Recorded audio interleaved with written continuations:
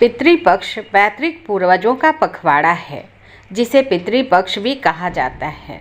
Hindu calendar में 16 चंद्र दिन की अवधि है जब हिंदू अपने पूर्वजों को विशेष रूप से भोजन प्रसाद के माध्यम से श्रद्धांजलि देते हैं।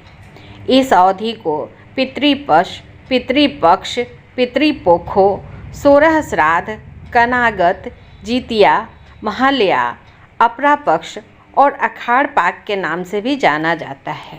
पितृपक्ष अश्विन मास के कृष्ण पक्ष में इसलिए मनाया जाता है क्योंकि इस दौरान सूर्य दक्षिणायन में प्रवेश करते हैं और दक्षिण दिशा पितरों का लोक माना जाता है।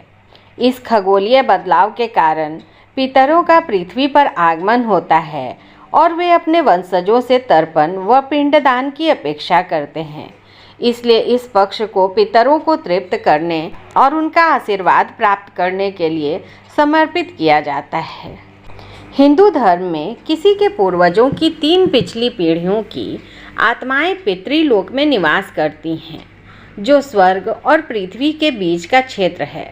यह क्षेत्र मृत्यु के देवता यम द्वारा शासित है, जो मरते हुए व्यक्ति की आत्मा को पृथ्वी से पितृलोक ले जाते हैं। केवल उन 3 पीढ़ियों को श्राद्ध संस्कार दिए जाते हैं जिसमें यम महत्वपूर्ण भूमिका निभाते हैं। पितृपक्ष में पूर्वजों और अनुष्ठान करने वाले दोनों के लिए मोक्ष लाने के लिए प्रार्थना की जाती है। पितृपक्ष संसार या पुनर्जन्म से गुजरने के पहले स्वर्ग में रहने वाली आत्माओं के आनंद को बढ़ाता है या अन्य दुनिया में उन लोगों के दुख को कम करता है। यदि उन आत्माओं ने अपनी मृत्यु के तुरंत बाद दूसरा जन्म लिया तो श्राद्ध उनके नए जन्म में उनकी खुशी में इजाफा करता है। पवित्र हिंदू महाकाव्यों के अनुसार पितृपक्ष की शुरुआत में सूर्य कन्या राशि में प्रवेश करते हैं। ऐसा माना जाता है कि इसी क्षण के साथ आत्माएं पितृलोक छोड़कर अपने वंशजों के घर में 1 महीने तक निवास करती हैं, जब तक कि सूर्य अगली राशि तुला में प्रवेश नहीं कर जाता और पूर्णिमा नहीं आ जाती। हिंदुओं से अपेक्षा की जाती है कि वे कृष्ण पक्ष के पूर्वार्ध में पितरों का तर्पण करें।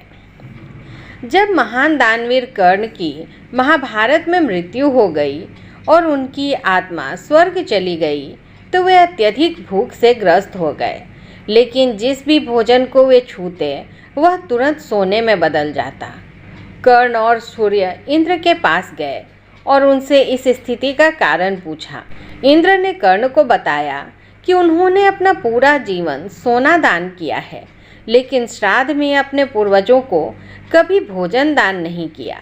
इसलिए अधर में लटके कुरु पूर्वजों ने उन्हें श्राप दिया।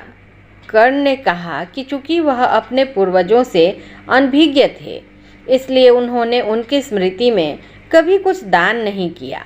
प्रायश्चित करने के लिए कर्ण को 15 दिनों की अवधि के लिए पृथ्वी पर लौटने की अनुमति दी गई, ताकि वह अपना श्राद्ध कर सके और उनकी स्मृति में भोजन और जल दान कर सके। इस अवधि को अब पितृपक्ष के रूप में जाना जाता है।